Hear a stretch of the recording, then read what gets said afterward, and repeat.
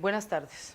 Nos encontramos entonces en la Universidad Autónoma Latinoamericana en la ciudad de Medellín, iniciando un proyecto de compartir con todos ustedes algunos temas jurídicos.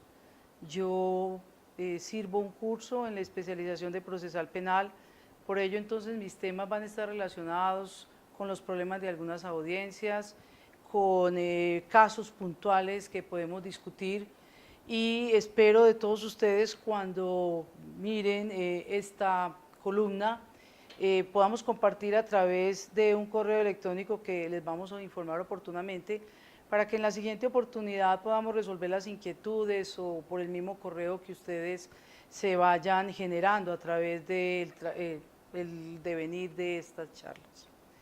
Lo primero que quisiera decir entonces es invitarlos a reflexionar sobre la importancia de este nuevo sistema penal acusatorio, que sin embargo tener tantos años ya en nuestro escenario judicial, pues sigue siendo objeto de múltiples inquietudes, de muchas modificaciones, tanto a nivel legislativo como jurisprudencial.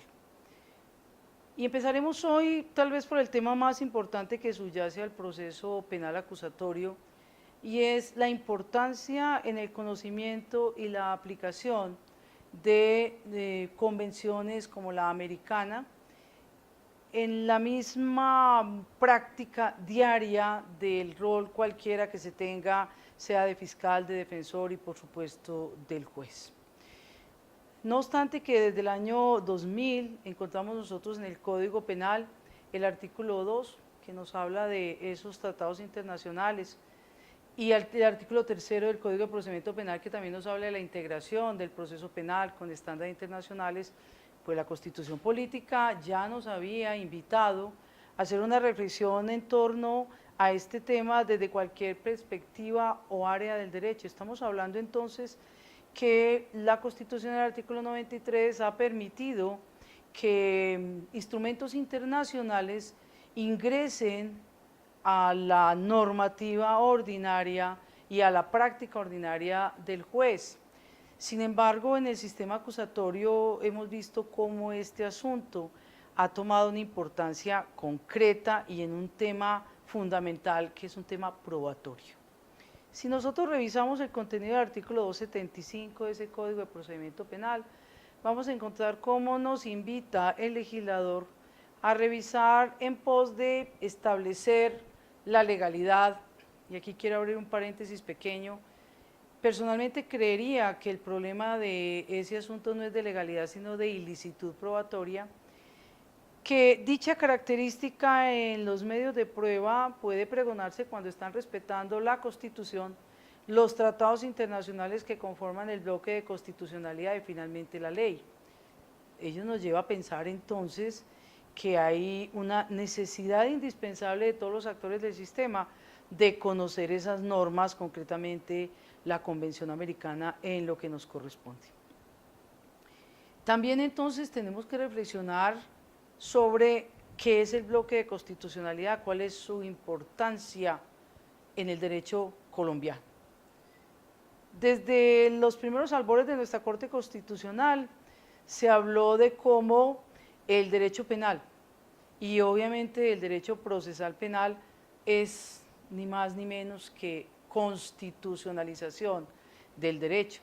Y es que no existe ninguna otra normativa o ordenamiento que toque más con la afectación de derechos fundamentales que el derecho penal y por ende el proceso penal.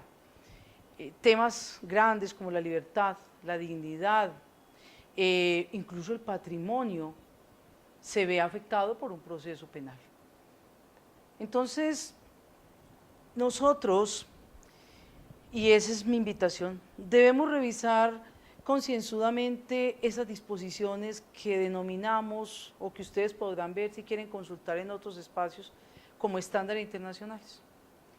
Y este tema nos lleva a otro que es un poco novedoso, y en nuestro sistema jurídico la jurisprudencia aún discute algunos aspectos de obligatoriedad, y es lo que hace al control de convencionalidad. Y nosotros en principio, lo digo desde la judicatura, pensamos que la responsabilidad por el incumplimiento de un estándar internacional es del Estado.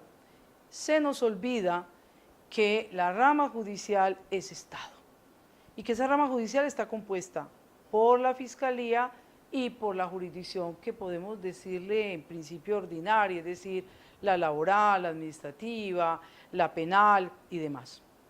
Entonces, la rama judicial como un elemento integrante del Estado, de uno de los poderes públicos, pues también termina responsabilizando de manera directa o indirecta al Estado por no respetar, por no acatar, por no materializar esos estándares internacionales. En virtud pues de esta normativa del Código de Procedimiento Penal, estamos invitados y obligados a revisar esa convención americana. Para yo hacerme entender un poco en la realidad de la aplicación de esos estándares, el ejemplo más fácil estaría en el tema de la libertad, tema que es bastante complejo en nuestro ambiente, donde nos hemos visto expuestos los jueces a la crítica de la opinión pública, que es absolutamente válida y que tiene que ser recogida, por supuesto. Pero ese poco entendimiento de cuando el juez toma decisiones sobre la libertad, mirado desde la Constitución, mirado desde la Convención Americana, pues nos obliga, por supuesto, a tomar decisiones que no son comprensibles. Y es que en este tema de la libertad, por ejemplo, nosotros tenemos un reconocimiento constitucional, artículo 28 de la Carta Política, pero es un reconocimiento limitado. Por ejemplo, decimos, la libertad es un derecho, no puede ser afectada de cualquier manera, requerimos necesariamente una orden judicial expedida por la autoridad judicial competente, pero solamente hablamos de la libertad. El estándar, sin embargo, habla de la libertad y la seguridad personal. Ya aquí hay un ámbito o un paréntesis grande que debemos abrir frente a qué es la seguridad personal. ¿Cómo podemos nosotros, como fiscales, como policía judicial, como jueces, reivindicar esa seguridad personal? Y entonces empezamos a revisar cómo nuestro ordenamiento tiene algunas, digamos, exigencias que nos convocan a ese respeto. Cito, la necesidad de que la persona comunique su aprehensión. Además, la obligatoriedad de quien captura, de la policía, del CTI en algunos eventos, de que lleven un término breve, en un término de la instancia, en un término limitado, a manos del fiscal la persona privada de la libertad. Ahí materializamos la seguridad personal. Importante entonces ver que si no tenemos una norma interna expresa, pues acudimos a los estándares, acudimos a la norma de la convención, a la interpretación que de esa norma ha hecho la Corte Interamericana de Derechos Humanos, a las opiniones consultivas, y nos encontramos entonces con la manera de entender a qué se refiere esa seguridad personal.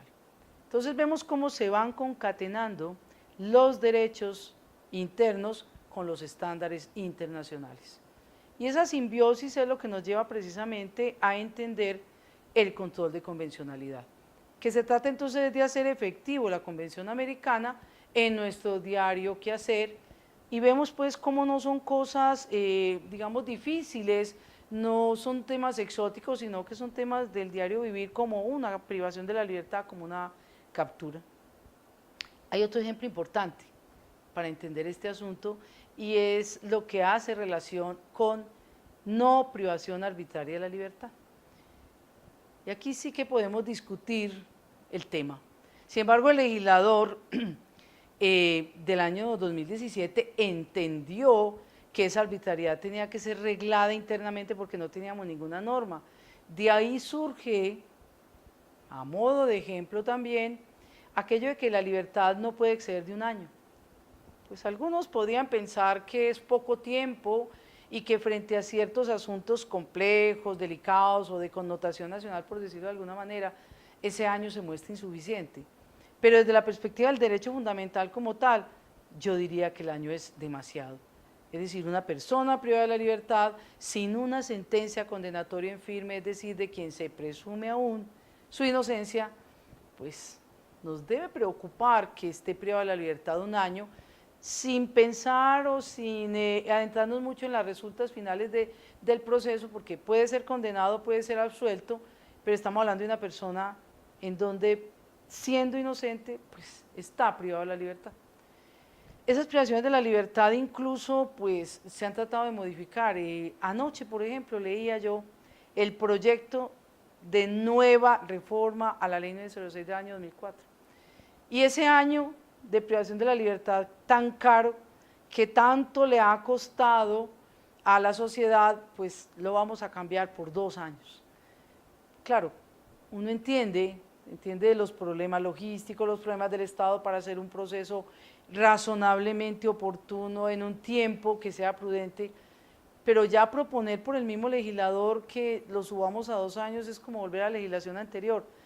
Y si uno mira cómo ha interpretado ese tiempo de privación de la libertad la Corte Interamericana, pues nos vemos en la imperiosa necesidad de entender que en lugar de aumentar el tiempo hay es que disminuirlo, y por lo tanto volvemos al principio de esta pequeña charla, pues nosotros, los que estamos dentro del sistema, como jueces al menos, estamos en la obligación de desempolvar esos estándares internacionales, de sentar un precedente judicial de que la libertad no puede ser manejada desde esa perspectiva, y de esa manera estamos cumpliendo con la ley, con la Constitución, aplicando el bloque de constitucionalidad, aplicando el control de convencionalidad y, por supuesto, de alguna manera, rescatando para la comunidad esa justicia que tanto se espera.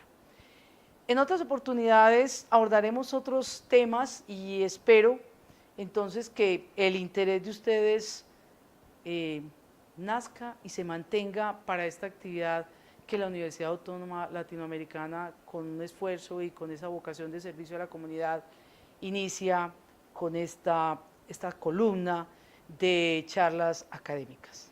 Muchas gracias.